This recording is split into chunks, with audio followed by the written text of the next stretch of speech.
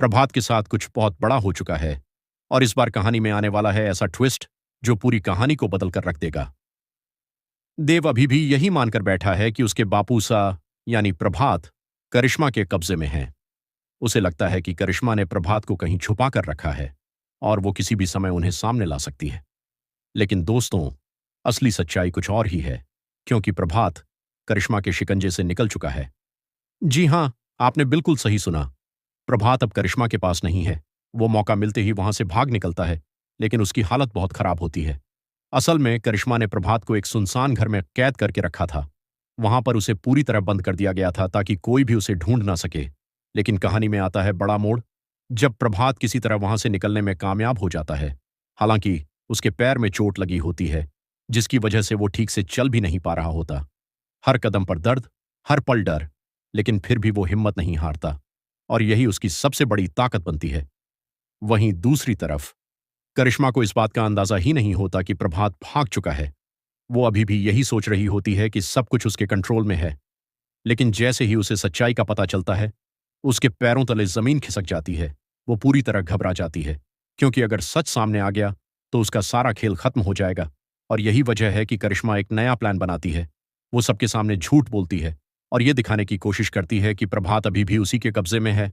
इधर करिश्मा चौहान हाउस पहुंच जाती है और वहां जाकर वो अपना असली रंग दिखाती है। वो ऐसे बर्ताव करती है जैसे वही इस घर की मालकिन हो। वो सब पर हुक्म चलाती है, यहां तक कि देव को भी नहीं छोड़ती।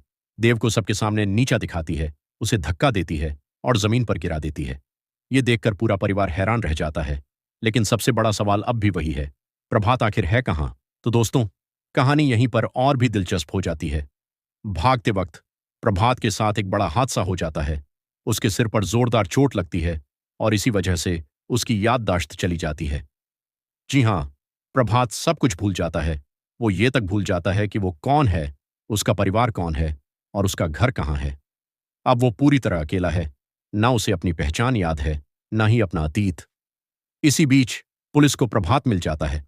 पुलिस उसे अपनी सुरक्षा में ले लेती है और फिर उसे चौहान हाउस लेकर आती है। लेकिन असली झटका तो अभी बाकी है। जैसे ही प्रभात चौहान हाउस पहुंचता है, वो वहां मौजूद किसी भी इंसान को पहचान नहीं पाता। देव, चंद्रिका या घर का कोई भी सदस्य, सब उसके लिए अजनबी बन चुके होते हैं। ये देखकर पूरा परिवार टूट जाता है। खासतौर पर चंद्रिका। एक तरफ वो खुश होती है कि उसके ससुर वापस आ गए, लेकिन दूसरी तरफ वो ये देखकर बिखर जाती है कि वो उसे पहचान तक नहीं पा रहे।